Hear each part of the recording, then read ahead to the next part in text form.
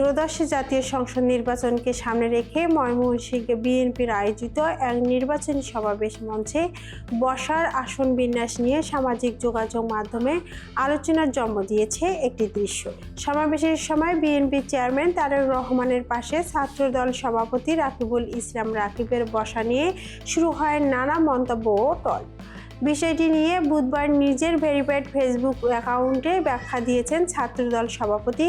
পোস্টে তিনি লেখেন, মঞ্চে উপস্থিত জ্যেষ্ঠ নেতাদের মধ্য থেকে তাকে একান্তভাবে ডেকে তারেক রহমান নিজেই পাশে বসার নির্দেশ দেন। তবে ঘটনার পূর্ণ ভিডিও উপস্থাপন না করে সামাজিক মাধ্যম খণ্ডিত অংশে জড়িয়ে বিভ্রান্তি ব্যাখ্যা দাঁড় করানো হচ্ছে বলে অভিযোগ করেন তিনি। রাকিবুল ইসলাম রাকিব লেখেন যে তার জন্মস্থান ময়মনসিংহ হওয়ায় 27শে জানুয়ারি ওই জনসভার মঞ্চে ওঠার পর তারেক রহমান তাকে পাশে বসতে বলেন। কেটস পরিহিত থাকায় বসতে কিছুটা অসুবিধা হলে পরে বিএনপির পরিবারের আহ্বায়ক আতিকুর রহমান রুমনের পরামর্শে চেয়ারের সামনে বসেন, যা চেয়ারম্যানের অনুমতি নিয়ে করা হয়। তিনি আরও জানান, মঞ্চে বিএনপির কেন্দ্রীয় নেতা, বিভিন্ন জেলার সভাপতি ও সংসদ সদস্যর পদপ্রার্থীরা উপস্থিত থাকলেও শুধুমাত্র ছাত্রদল সভাপতি হিসেবে তাকে বিশেষভাবে সম্মান জানানোয় তিনি গর্বিত বোধ করছেন।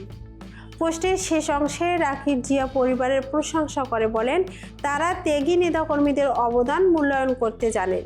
একই সঙ্গে সবাইকে ধৈর্য ও সহনশীলতার সঙ্গে তারেক রহমানের রাজনৈতিক ভাবনা বাস্তবায়নের কাজ করার আহ্বান জানান তিনি।